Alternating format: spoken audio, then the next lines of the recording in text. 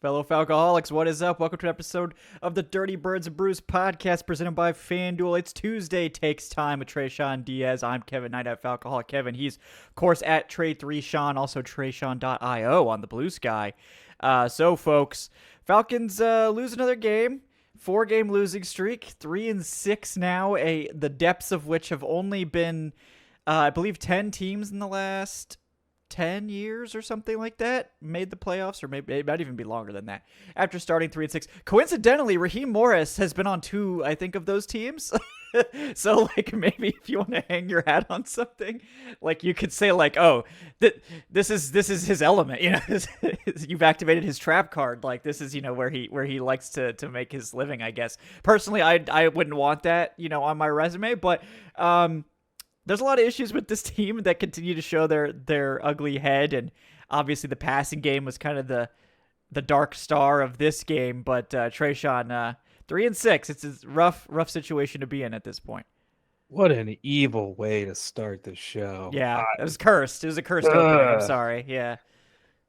Oh man, you know what? I think Raheem Morris read that same stat to Arthur Blank last night. Yeah, we're in the pit, Kevin. 4 losses in a row. That usually doesn't happen to good teams. I wonder how many. I would like to know how many of those 3-6 teams had a 4-loss streak in those 3-6 starts. I'd be curious to know that one. So yeah, we're not doing too good. We're seeing panic hit the timeline. Michael Penix is cooked. It's over. Shout out to Corey. Love you, Corey. Yeah. And we're seeing people wondering, what we're gonna do after this year. What's gonna happen? Don't look that far ahead, guys. We still got 8 games to go. You're not done with you escaping yet. this season. Yeah, we're not talking about the draft. None of that. We're here. We're in the thick of it. So buckle up. Yeah, that's where we are with this team, unfortunately, and it's not going to get better because this team loves nothing more. Like, what's going to happen now, Tre'Shon? I can feel it. They're going to win the next 3 games. We're going to be 6-6 just so they can rip our hearts out one more time before the season's over. Because it would be too normal for them to collapse, for this to be like, okay, we can turn the page. We can emotionally divest from these Falcons. They're not going to do that. I don't believe that this team is capable of giving us a clean read on anything at any time. So at this point, I fully expect like this, 3-game winning streak against 3 of the worst teams in the NFL. The Panthers, I'll exempt the Panthers from that. The Panthers are okay. They're definitely not in, contention with the Saints and the Jets. So, we'll leave them out of this for now. But at this stage, it wouldn't surprise me at all if these Falcons just go on a 3-game win streak and then just like lose 2 games to be like out of the playoffs, like immediately after. So, but that's the situation that they're in, is that now you have to go 7-1 to get to 10-7, and that might not even be enough in this NFC. Like, that's the crazy thing. But, you've got to win out almost. And when you've got 8 games to go, you don't want to have to win out. Like, that is not something that most teams are capable of doing, even good teams.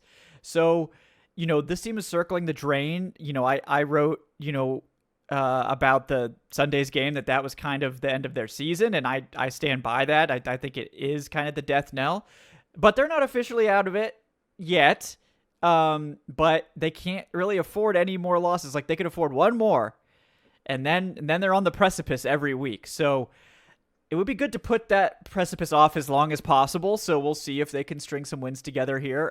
They're not going to get a better opportunity than the next 3 games, that's for sure. But just a brutal stretch to go into.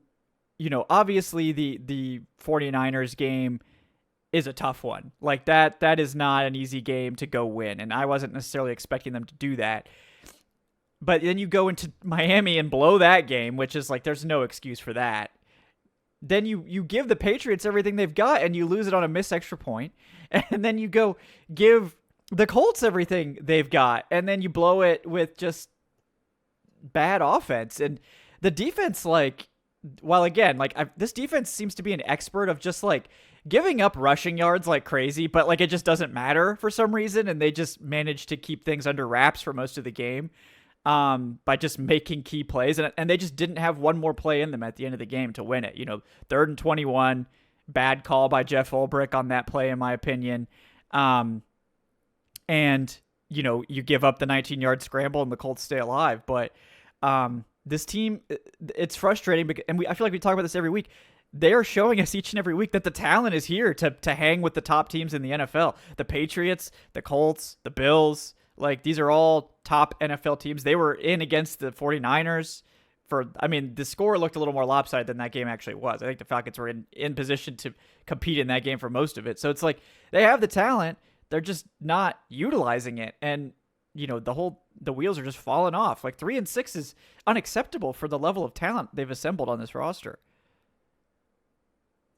Yeah, this was such a weird game in general. You mentioned the rushing, and kind of like how it seems like, it wasn't having a big effect. I truly felt like I was getting a double dose of the Falcons offense watching that Colts game, because I'm just sitting there and I'm like, why would you ask Daniel Jones to throw the ball?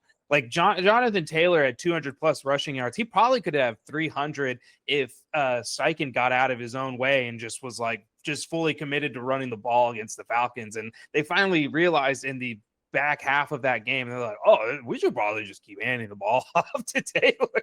They don't really have anybody who can stop him. But like you said, from a talent perspective, you still push that game into overtime against a very competitive AFC team. You were again competitive after going up against a very good Patriots team the week before.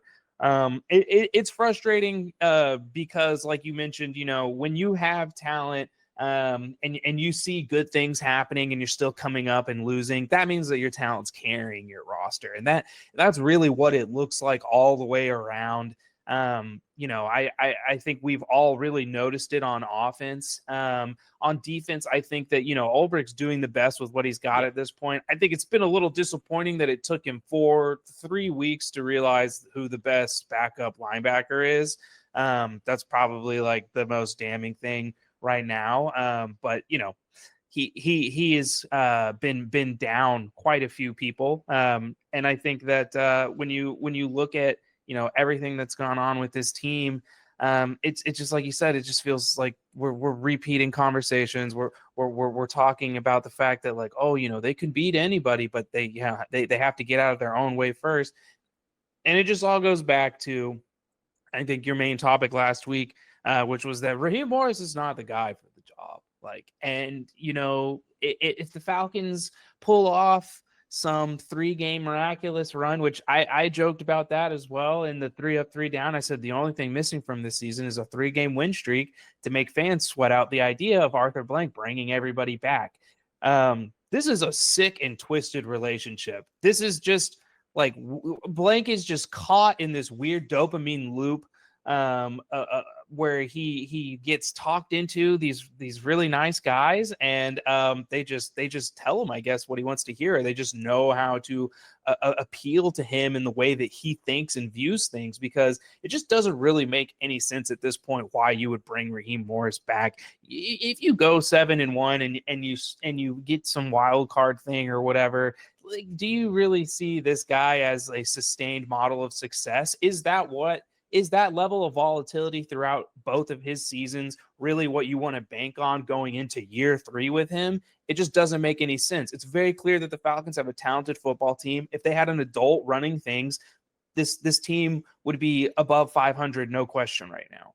Yeah. Like, that's the thing. It's like this team, like, I'm not saying this team is gonna be like 8-2 like the Patriots, but they should definitely be above 500. The Panthers are 5-5. Yeah. You're telling me this roster can't be 5-5 like the Panthers? Like, come on. And our conversations, like, if this team is 4, even if this team is 4-5 and not 3-6, we're having a very different conversation, because needing to go 6-2 as opposed to 7-1 is a big difference. Like, that's a big difference. The rest, when you have 8 games to go. So even if they could have squeezed one more win out of this schedule, if they could have squeezed 2, they'd be 5-4, and we'd be jamming. Like, we're fine. Then you only got to go 5-5 5-4 the rest, or 5-3 the rest of the way, which is like that's not that much to ask for a team that's got a winning record at the time. It's a lot to ask for a team that's 3-6. So it's just you just nailed it. Like I mean, yes, obviously if they go on a 7-1 run, you're not going to convince Blank to move on from Raheem, but like we're probably going to be in the exact same situation next year. But at least we'll have a miraculous playoff run to celebrate. So, there will be some small crumb we can latch onto as we just get so, high off the hopium on that miraculous run. But more than likely, this team is going to crash and burn again. We know that. And even if they do pull off this miraculous 3-game winning streak, which they got to beat the Panthers first to make that happen. So, that the Panthers are apparently their kryptonite. So we'll see if they can even accomplish step 1 of the miraculous turnaround. But, let's start real quick with the defense, because I don't think there's too much to harp on here. Like, yes, like I don't like the call on 3rd and 21. I don't like rushing 4 in that situation. I don't like playing man in that situation on the back end. It's just like we're asking for trouble against a scrambling quarterback when we do that. And there wasn't a spy. They have so many better options for that play. Like even just straight up blitzing is probably a better option, or like blitzing, like sim pressuring with Jalon Walker or somebody dropping out as like a spy for Jones. Because like the Falcons have shown you can trust the coverage. Like the coverage is not elite, but they like don't give up easy stuff. Like they muddy the waters. They have 2 safeties back there that really make quarterbacks think long and hard about if they really want to throw this ball. Jesse Bates has finally started to look comfortable in his new role. I think the last 2 games he's really started to turn it on. This game was maybe his best of the season. And you mentioned the Bertrand thing. Like that's always going to stick in my craw. We still saw Bertrand in this game. He still wanted to give him reps. Funny enough, like Bertrand rewarded him with like the best play of his career in this game on that 4th down stop. But the rest of the game was still not good. So, but like, yeah, you said it. I mean, Roddy Harrison is not some world beater. He's not even close to Divine Diablo, but he's way better than JD Bertrand. And Josh Woods looked much better. Like Josh Woods was legit. Was flying around, man. Yeah. And that was what we talked about with Josh Woods too. You even said it. You're like, Josh Woods might run into the wrong hole, but he's going to be freaking running. He's going to plug a gap. Some gap's going to get filled. He actually did a pretty good job. I was surprised. I was a little worried when we saw Woods take the field. Yeah, and then he got hurt. I mean, But like again, like we saw that in preseason. Like I don't know. Like I'm trying not to get too hung up on this whole linebacker. No, it's so crazy how it's like during the preseason we were like, why Josh Woods looks a lot better than JD Bertrand. Ronnie Harrison, who they just signed in the middle of camp, already seems like he knows what he's doing. But whatever.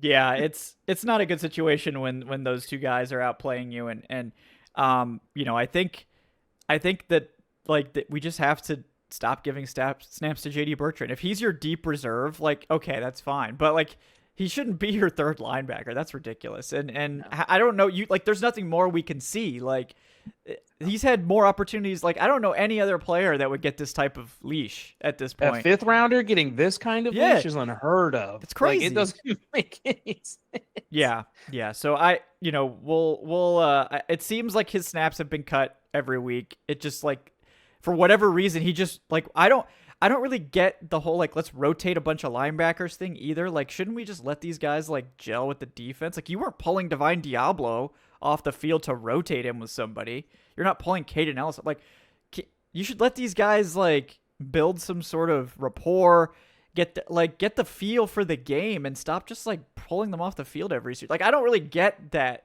Like, it doesn't seem like the rotation is based on like down and distance necessarily. I don't know if it's like a snap count thing. I mean, it does seem kind of like an old school kind of high school, college. We're just rotating guys to kind of rotate. I think you pointed out though, they've shaved off some of those, snaps for Bertrand in that mix. And who knows, maybe they're just spooked with injuries. Like maybe they're like, well, we can't leave one guy on there too long.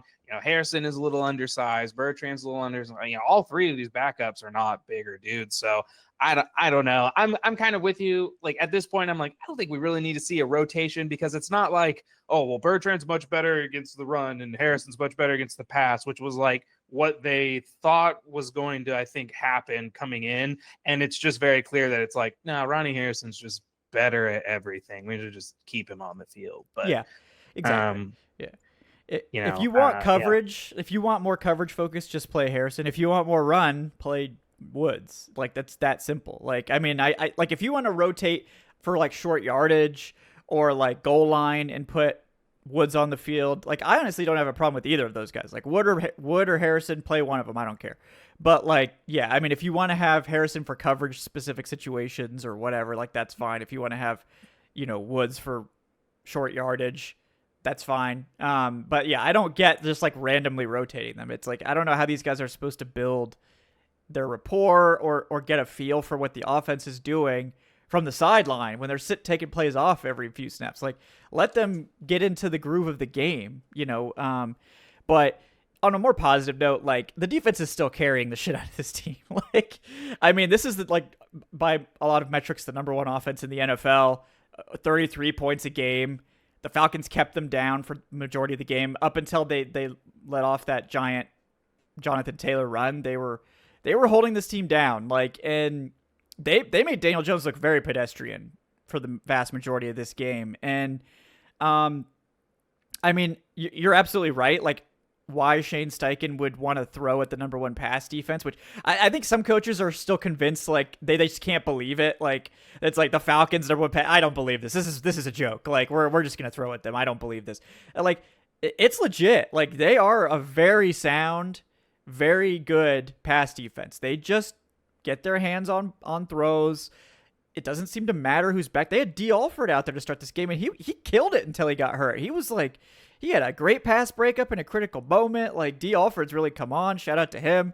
And even Keith Taylor wasn't like great by any stretch, but he was like passable. And this is like your fifth corner or something at this point. So like they're able to make this work. The pass rush they can't get pressure with 4, but if they send 5, they are lethal. Like they get pressure with 5. So, I mean, this is the best pass rush we've seen in Atlanta. And I mean, it's better than 2023. Much more consistently generating pressure. And I mean, I don't know, this might be the best by the end of the year. This could be the best pass rush since the Jonathan Abraham days in Atlanta.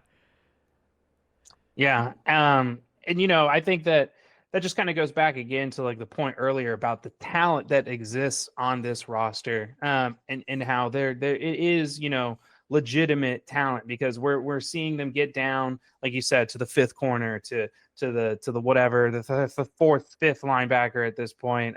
Don't know if that means that the linebacker depth is great, but our linebacker 4 is better than our linebacker 3. That's good GMing right there. So this team. And this defense specifically, it sucks to see them not get rewarded, right? Because that was the kind of game where they seemed like they did everything right. Their special teams refused to help them out. I mean, we'll get to that, but like, oh my gosh, they're just killing the offense and the defense with their performance right now.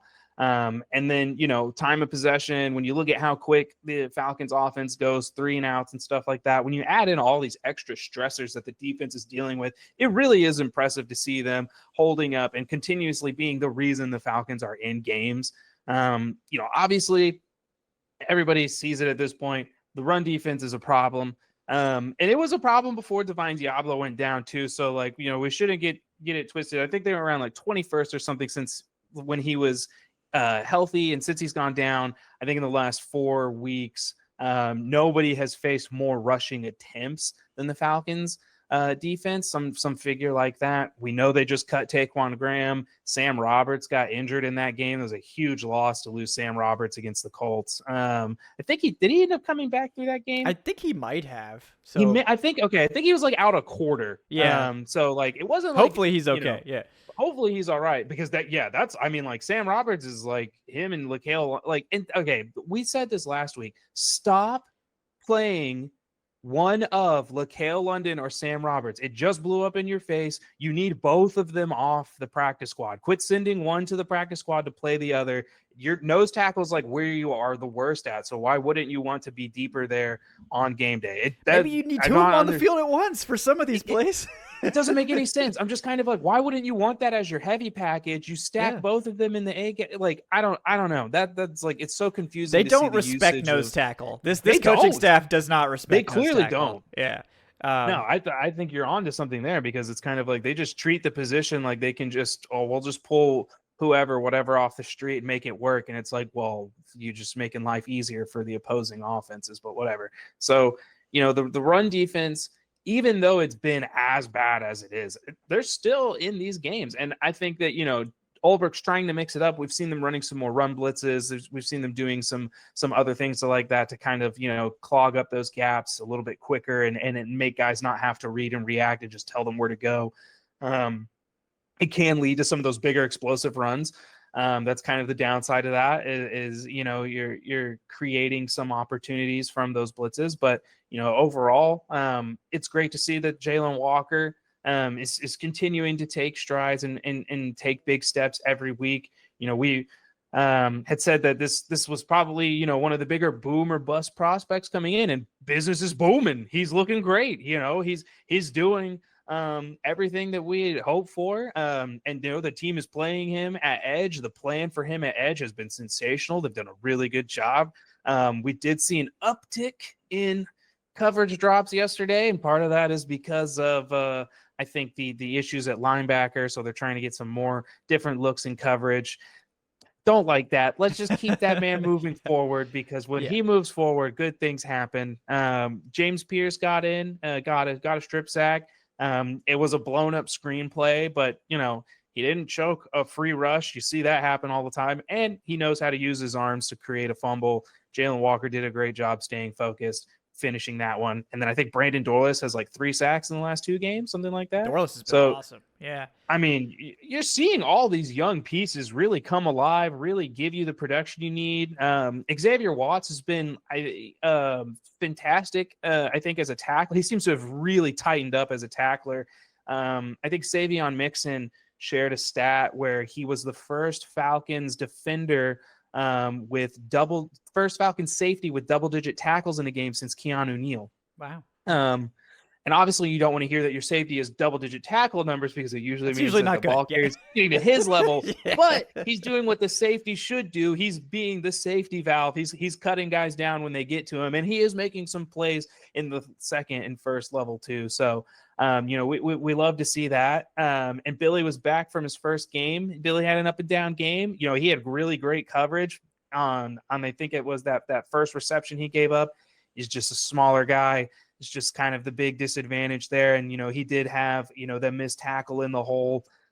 Luckily, Jesse Bates said, "I got you." He had a missed tackle in the hole on the goal line touchdown for overtime. He said, "See, we all make mistakes here, Billy. It's okay. It's not just you. It's Michael Penix and the offense's fault today." That's what we're going to remember. We're going with that. That's what we're going to remember from this moment. But, it's awesome to see all this talent. But it's just so frustrating to see it all go to waste. Yeah. None of them get rewarded for these efforts. It's sad. Because all you need is like a competent offense, and you should be rolling. This defense is way better than anyone could have imagined. And, it's propping the team up, at this point, and the offense has to answer the call, but they're just not capable of doing it. And that's a good segue into the offense talk here in a second. But I do want to echo what you said about Jalon Walker and James Pearce. I mean, Walker, it's not just that he's playing well. It's like, I think they're other than just overusing the coverage drops, which they can't really drop any of these other guys. So I get it. He's the one that they want to drop, but they're using him in ways to get him. They're not just having him go up against the tackle straight up 15 times in a row. It's no, we're gonna he is so dangerous when he gets to stunt and twist and play these games, because his movement skills from that position, he moves like a linebacker. He does. He can reset his sort of center of gravity and move in all directions. Most edge rushers, you'll see them, they're very good at running the arc, But like if you need them to change direction in the hole, it's not really their game, right? The bigger edge rushers, it's just hard for them to do. Jalen Walker, when he gets through the A gap, he's a linebacker. He's like, I can follow you step for step, running back or quarterback. If you're going to try to take off, I can match you. Like, I'm not going to be able to get juked like some of these edge rushers coming through or defensive tackles can. And it's given him a lot of opportunities to get these effort sacks or these sort of second attempt sacks. He also, I think, has shown a great ability to use his hands, and jar the ball loose. And Pearce has come on a little bit slower, but again, he's more of a traditional edge rusher that's just going to straight up rush. And you can see it. Like if he gets a lane or gets around a tackle, it's going to be a sack because he's so fast to close it. Like that screen got blown up and Daniel Jones didn't have a chance to do anything before Pearce got there. He was on him immediately. Yeah, that was his trump card. Is like he is that explosive short area quickness is a game changer. Like that is what he can do better than almost anyone else. And that is going to lead to some of those instant devastation type of plays. And that's going to be his game this season and going forward as a pro. And, you hope he can continue to hone his moves and get more second effort sacks, because I think he can be a great finisher too over time. But just like these early returns, like we haven't seen early returns on edge rushers. I mean, and even like Vic Beasley's rookie season was not as impressive as Jalen Walker's at this point. So, so it's like, and Vic Beasley obviously didn't pan out. He did have that great second season. So, don't take the cheese, folks. But, yeah, I'm so impressed with this draft class. And last year's draft class looks much better now that they've gotten on the field. Crazy how that works. And the defense is, yeah. Well, I'm day 3 excluded. Yeah. I care about the earlier picks. Dorless is covering up the Bertrand mistake. Hey, apparently. A 5th round pick got you Xavier Watts. That's true. Don't knock it. Don't treat those 5th round picks like they're nothing. Yeah. It's true. They do love to trade those 5ths away. Like they almost never make those 5th round picks, but they should do that more because apparently, I'd rather trade it away again. Maybe that's the Galaxy brain move. Is like I can't make 5th round pick, so we're just gonna trade them. Get rid of those. Yeah, we don't need those. But yeah, the defense has been way better than expected, and it's part of like as we get through the season and probably have more and more discussions about the next regime. This defense is absolutely a selling point. Like I think this defense is ready to go.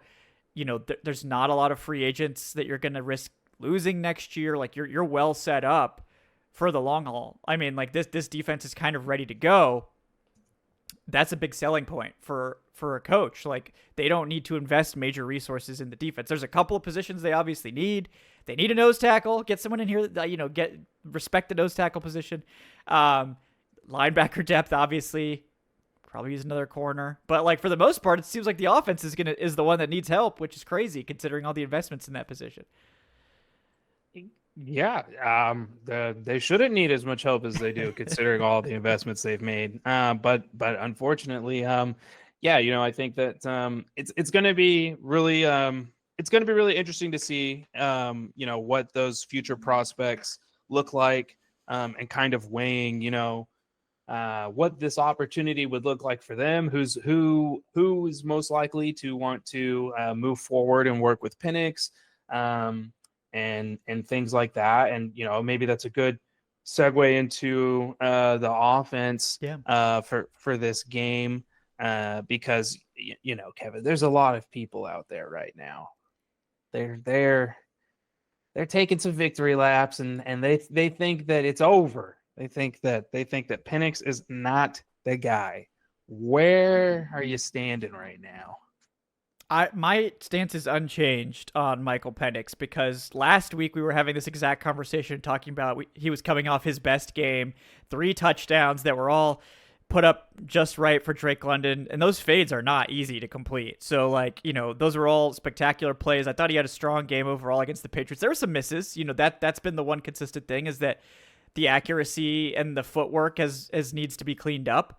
But overall it was a great game, and then this week he has a bad second half and everyone's like, let's jump off the cliff again. It's like we can't. How many times are we going to jump off the cliff? Like we've jumped off the cliff 3 times already this season, and then we keep climbing back up, and we're back up on there, and then it's like, okay, here we go again.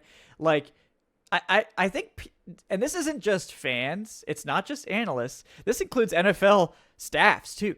People don't have the patience for young quarterbacks anymore. It's like they've forgotten what it looks like. Like we've seen like a couple of guys go have success. Like Jaden Daniels goes out, has a great rookie season. Everyone's like, that's what it looks like. If your quarterback doesn't look like Jaden Daniels, then he's a bust. He doesn't got it.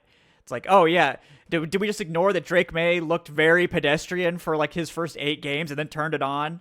Like a lot of people forget that, right? Caleb Williams looked awful as a rookie. Like he was bad. I don't remember the Bears giving up on him, after 1 year. Or like, it's just people don't have the stomach for young quarterbacks anymore. And I don't blame them. I mean, it's not exactly fun to watch the variance every week, but this is how it goes. Like this is very, like, to me, this is typical first year quarterbacking. And, I don't say rookie because he is a second year quarterback, but he's still very much in a rookie, like a first year's worth of games. This is a first year quarterback, and this is what first year quarterbacking looks like. Like he's not been bad enough to be having this conversation. So yeah, it was a bad game.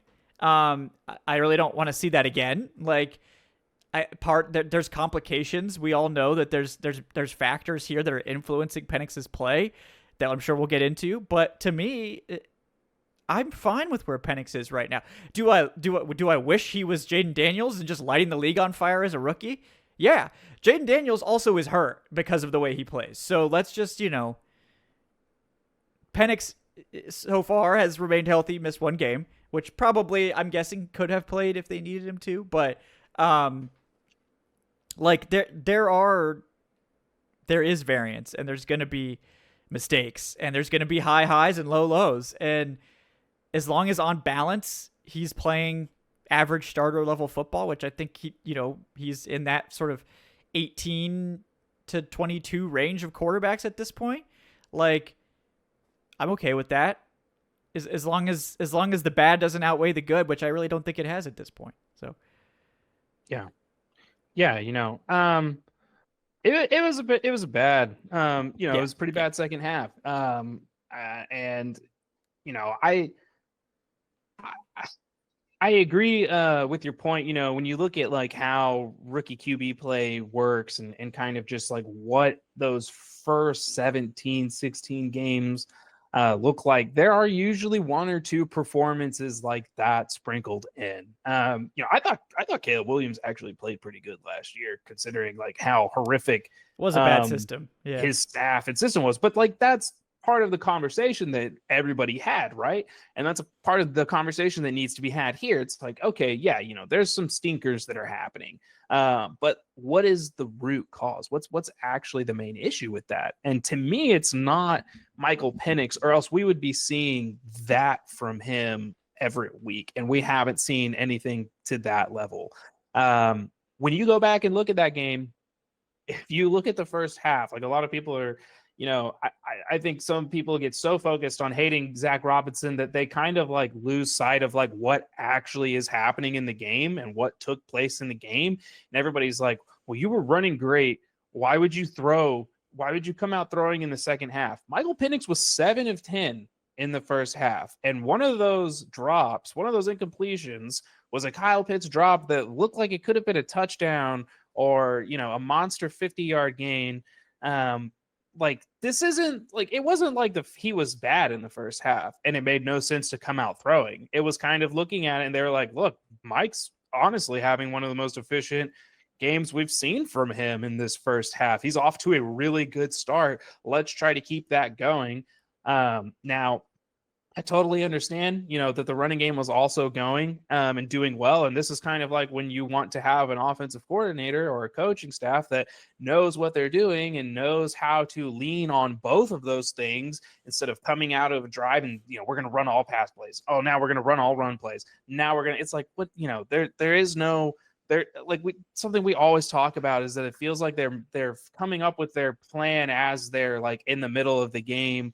And there's just this real lack of game flow, this real lack of understanding of what's happening and taking place on the field and how to take advantage of that. Zach Robinson does not do a good job off of building off of successful plays or taking advantage of what we see happening at or in the game. And something that's been really, I don't know if it's been called out or highlighted a ton this year, but the Falcons are a horrific third quarter offense. Like, they are bad. 28th in EPA per play, 25th in success rate, 27th in EPA per drop back. This is like, they're horrible coming out of the half. And so it looked, and I mean, you know, seeing him come out slow and things of that nature wasn't like a total shock, but it's pretty clear to me that, like, I don't know what they do. Or maybe it's what the other team is doing and that they're not doing in that halftime little meeting, but it's not leading to good results, Kevin. And I think that, I'm not, comfortable stamping or saying, this is a franchise quarterback for sure, all that, whatever. But I feel pretty confident saying that, like, this is not the staff that's going to get him there.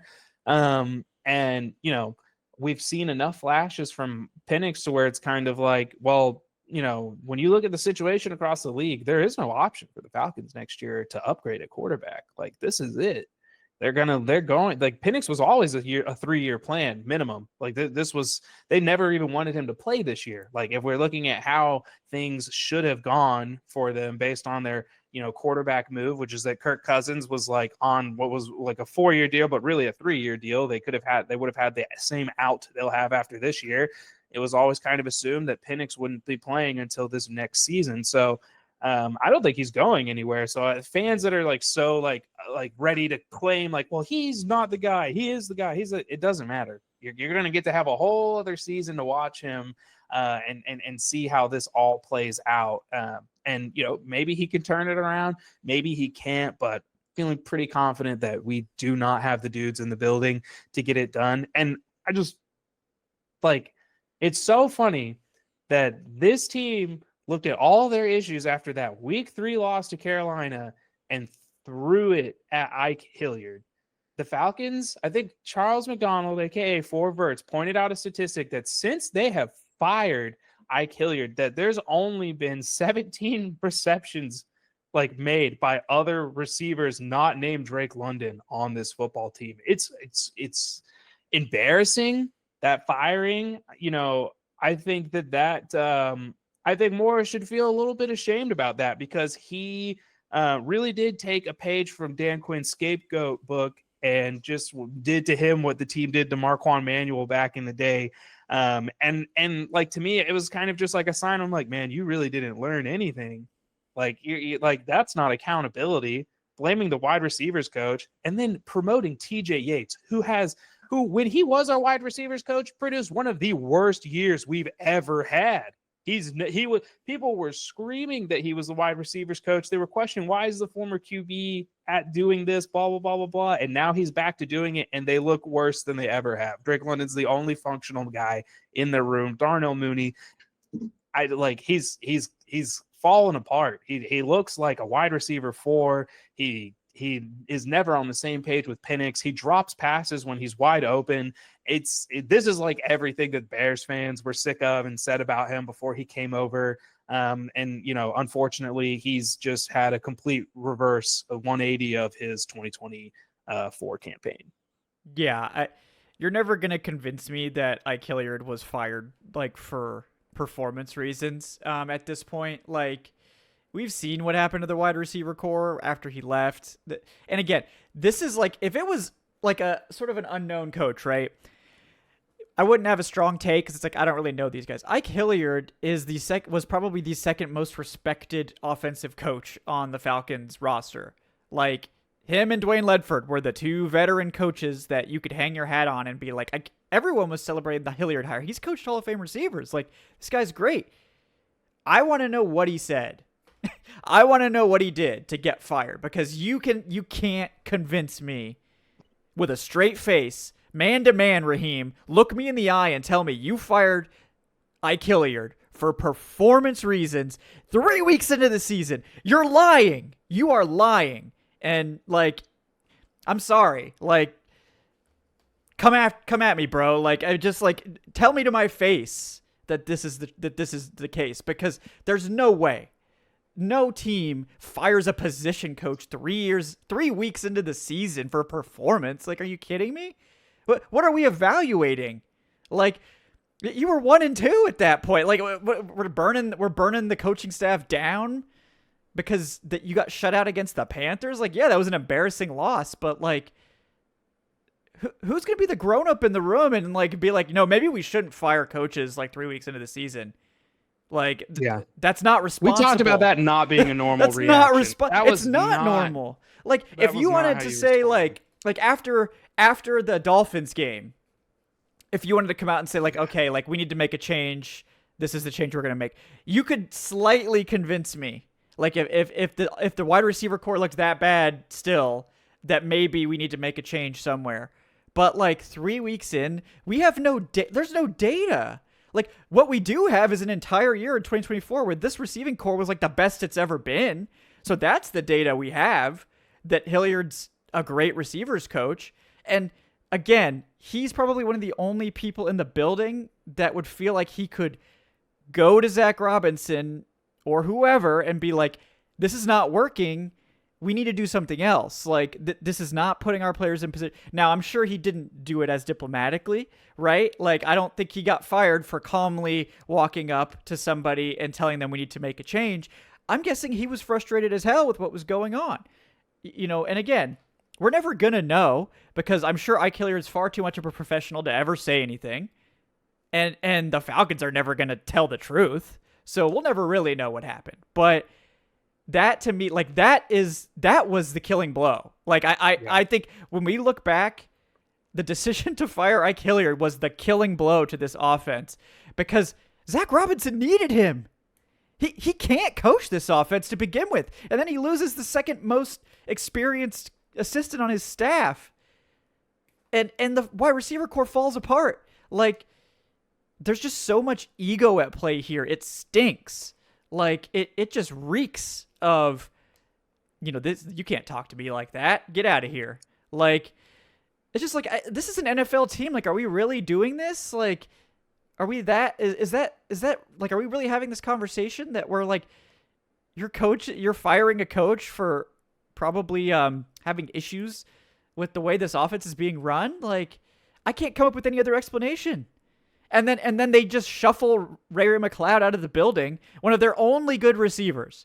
Just shuffle him quietly out of the building, because I'm sure whatever happened didn't sit well with Ray. It sounds like it didn't sit well with anyone, to be honest. But Ray's Ike's guy, and he probably kept going to bat for him, and they were like, we don't want to hear this. Get out of here, Ray. And, they're like, oh, yeah, well, he's not capable of playing right now. He's dealing with stuff. And maybe he is dealing with stuff. I'm not saying he's not. He goes and signs with the Giants immediately after being cut. Like, I'm sorry, but if he was saying he needed a break from football, that was his opportunity to take a break from football. I don't think he needed a break from football. He needed a break from this team. He needed to get away from this toxic soup that's brewing in Flowery Branch. And it just, the whole offense feels sick. Like, and so maybe the sickness is far beyond just what plays are we calling. There's no flow to the offense. We're making Penix turn the wrong way on play action. It looks like the whole offense has been designed for a right-handed quarterback. Like, maybe it's just that this is a sick relationship. Like, this whole offense is rotting from the inside for, like, interpersonal reasons on top of all of the schematic problems. And, like, there's nothing you can do to fix that. There's just nothing, like, firing a coach is not going to fix that. Like, the fact that it's been able to get this far and get to this point is crazy to me. So, hashtag justice for Ike. I'm gonna die on that hill that man was done dirty by this franchise. Yeah, I think that the options that are actually available to them to solve their issues are just seemingly ignored. There has been nothing done schematically that shows that they're interested in exploring other ways to be a successful offense. We don't see them try to be inside running team. We don't see them, like, here's my thing with Penix. It's very clear to me that he wants to throw out of the gun and not out of pistol more than anything. And so this whole thing that you've done to, I don't know, they say that it helps them simplify or it helps them be more versatile. It's very clear that it's not doing that. And it just doesn't seem like we're doing anything to highlight the strengths or the skill sets of the players that we have. Like, we talked about it, a long time ago, that it just kind of feels like this offense doesn't really, it's not built around making you a better player. You need to enhance this scheme. This scheme is not going to enhance you. And that's such a weird way to coach. Like, nobody coaches like that. It's all about maximizing the talent that you have on the team. And this team has no identity. They can't decide if they want to, run the ball, if they want to actually lean on Penix. And then, well, if you're going to do that, what routes are going to be available to him? How are you designing? How are you scheming things up? It's a bunch of half steps and half measures instead of fully committing to doing or being any one certain thing. And it's all being done under the illusion that it's because they're so versatile. They can do all these different things because they're so versatile, but it's not about being mid at doing like 100 different things. The best teams in this league are elite at like 2 things. That's it. You just need to be elite at like 2 areas on offense. And the Falcons are not. They don't know how to commit. They don't know how to follow through on that. Like, at this point, like, I mean, where's Bijan Robinson? Like, this is somebody who's now disappeared, and he's getting talked to after the game by Jonathan Taylor, and he's Jonathan Taylor saying things to Bijan like, "You're up next." Man, shut up. Shut up. You're so lucky that he has Zach Robinson as his coach, because he was smoking you in the MVP Offensive Player of the Year race. That was like CJ Stroud talking to Caleb Williams after the football game. Like, he's some crazy vet who's like all these notches above, but that's like the position the Falcons are in. Other players get to talk to our guys like that. Like, "Oh, don't worry, man. It'll be your turn one day, dude." Don't worry. Up. Someday, Like, Zach Robinson will not be in your life anymore. Oh man, like, keep praying for that. Yeah, Jonathan Taylor, you absolutely fried the defense. Like, it's not you per se, it's just the fact that like the Falcons have put themselves in a position to where now you've got guys talking like that, and it's just like, what can you do? It seems like there's no staffing changes coming, according to Morris. And I don't know what staffing changes you make. You got TJ Yates with like 4 jobs right now. Might as well just add one more. Yeah. Someone pointed out, they're like, TJ Yates became the passing game coordinator, and the quarterback looks like TJ Yates now. And it's like, yeah, it's not going well. I don't think we should have one guy stretched this thin. They have nobody else. That's the position they put themselves in. Yes, this was Raheem Morris's biggest problem with all of his initial coordinator hires, is that not only, I mean, on the defensive side, you could say at least he had Jerry Gray, who has called plays defensively before, and Raheem has called plays defensively before. But with Jimmy Lake, like, that was obviously disaster. He put way too much faith in his friend, who was just an awful fit, and like the players didn't like him. Like, dude was not. I mean, it's like, yeah, man, you hired a guy that like got fired for hitting his players in college. Like, Raheem, what are you doing? Why was this the show? Like, I mean, we asked questions at the time, but it's like, okay.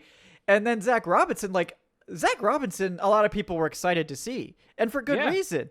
Like, this is the next in the line of the McVay guys. This has been a very successful tree. There was reason to be very optimistic. And like last year, it was not good, but it was okay. Average. Yeah. And it was like first time play caller, average. Okay. So some of these things for a first time play caller, you can live with, like, because it's growing pains. You've never called, but they didn't ever have a veteran like play caller on the roster to help him learn. Never.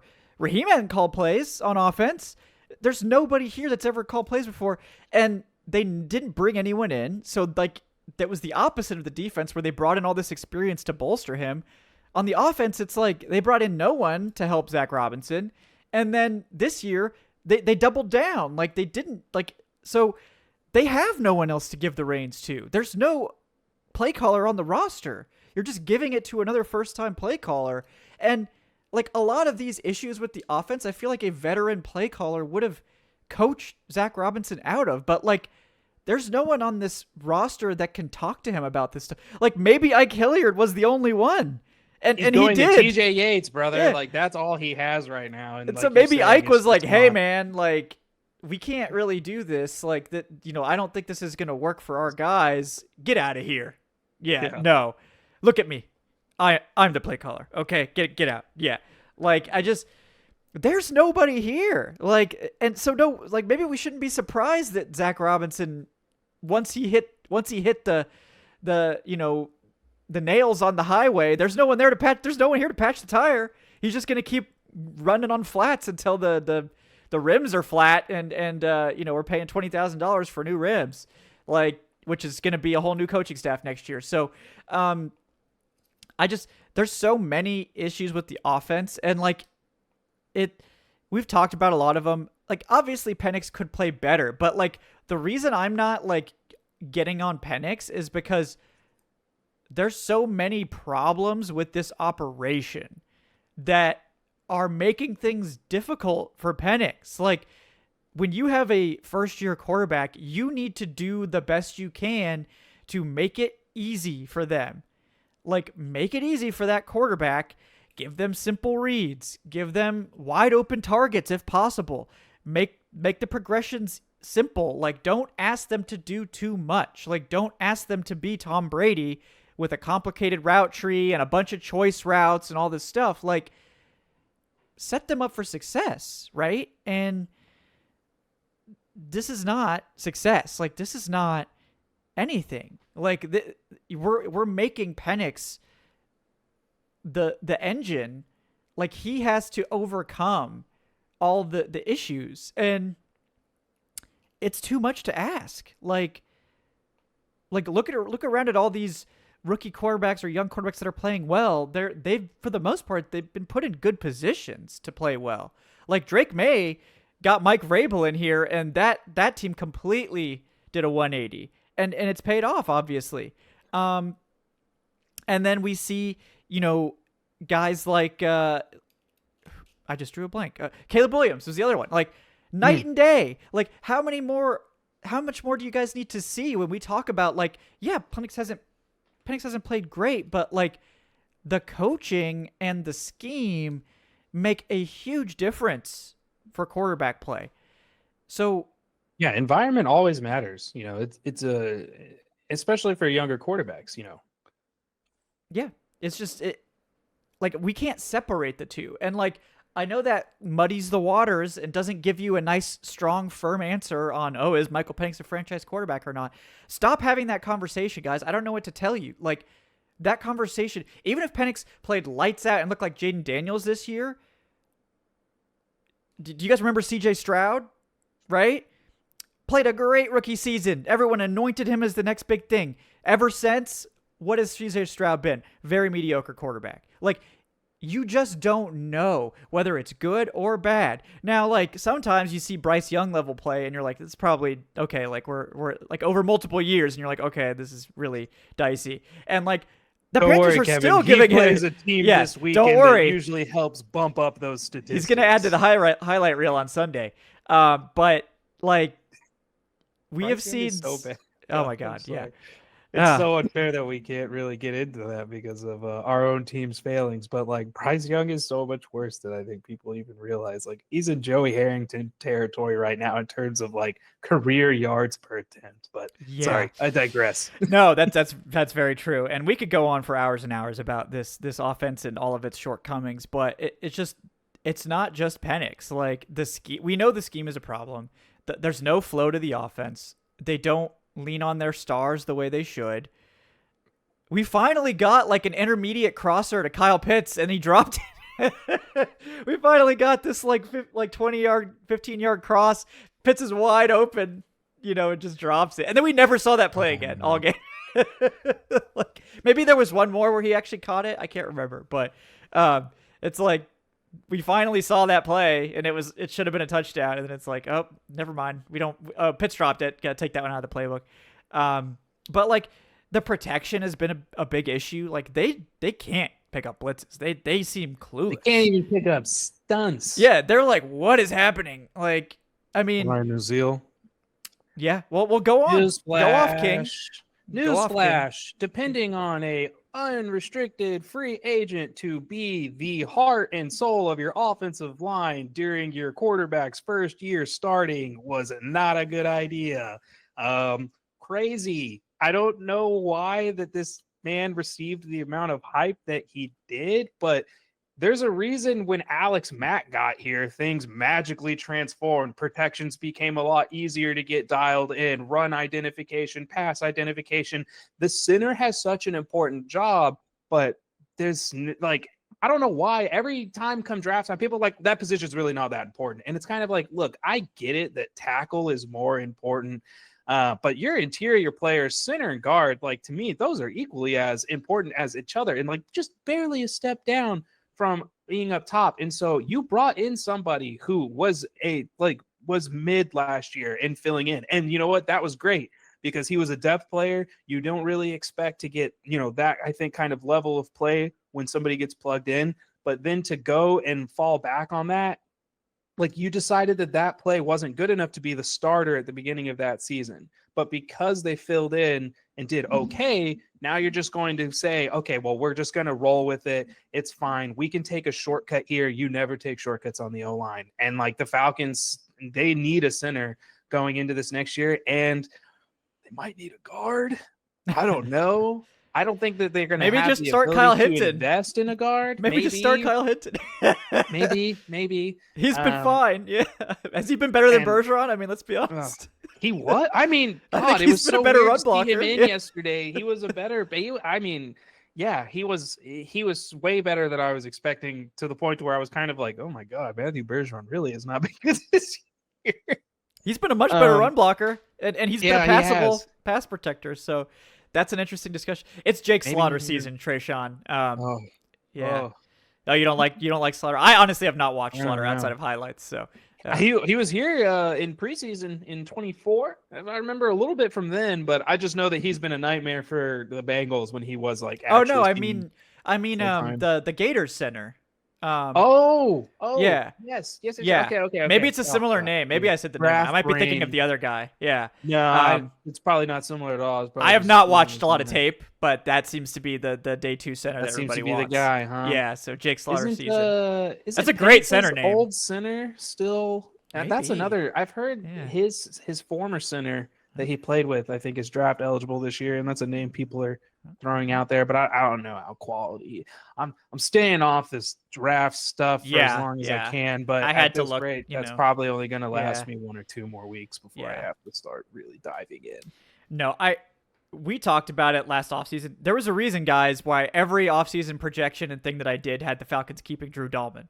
Okay? There's a reason why I was like, if we can get Drew Dalman for like $13 million, I would keep him. Now, if he's getting 15, 16, 17, whatever, which is what I thought he was going to get, then they might have to let him walk because that's just too much. But if they can get him for 13, ish, I would make that deal. He goes and signs with the Bears for $13 million. So it's like they should have matched that. Like, I mean, I'm sorry. Like, I just, for exactly the reason you mentioned, Tre'Shon, why are we inviting essentially a rookie center? Because, like, Newsell's been in the NFL for a minute now, but he has only played center for like a year. And he never really played center, like, meaningful snaps until last year. So, like, it's possible Newsell can grow more, but, like, he was an inexperienced center. And you also have an inexperienced NFL quarterback. Like, that's a recipe for disaster with protection schemes and all that stuff. And I just don't believe in letting elite offensive linemen walk out the door. Like, I mean, yeah, you can't pay all of them, but, like, I would pay tackles and I would pay the center and I would make it work at guard for the most part. Now, obviously, we got Chris Lindstrom, so I'm never going to complain about that. But, like, teams that spend a lot on the offensive line tend to be good.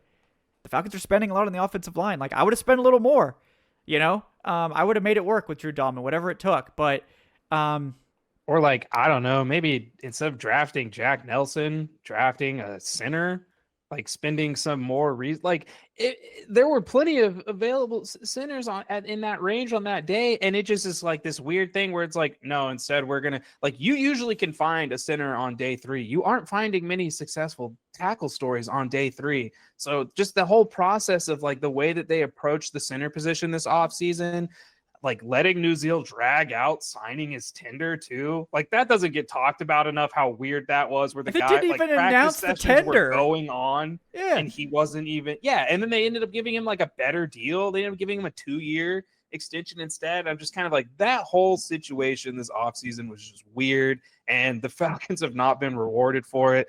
You know, like you said, they're struggling to pick up blitzes. He is so over influenced by interior linemen when they cross his face, and he's leaving, you know, either Chris Lindstrom or Matthew Bergeron in a horrific spot where they're not able to pass off the crashing DT. They have to take that guy and go with him and let the other guy run free because he's a bigger threat to Penix, and New Zealand isn't doing his job and pushing back to cover up the mistake. And so you just don't have a cohesive O-line unit.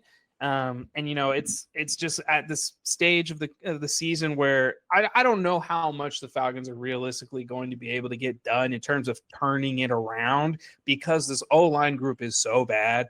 Like you just don't know half the time, like, if they're going to be able to hold up. Like when you look at that final drive in overtime, they were undone by just 2 basic stunts, and Penix can't get anything off. And the other issue now is that they have wrecked Penix's internal clock. Yes. It's very clear that he looks like he's like, when every play resets, it doesn't reset to 0 for him. It resets to like 0.5. He's already starting at a half second, and it's noticeable. He's jittery, and he's gotten hurt already this season. Like, this is like the worst thing that could have happened to Penix, because everybody already knew coming in, like, you know, with most QBs, you get pressure on them, they're going to have problems. And with Penix, it was very noticeable in his college tape. And now we're seeing it happen week to week, where he just does not look comfortable. He does not trust this O-line group.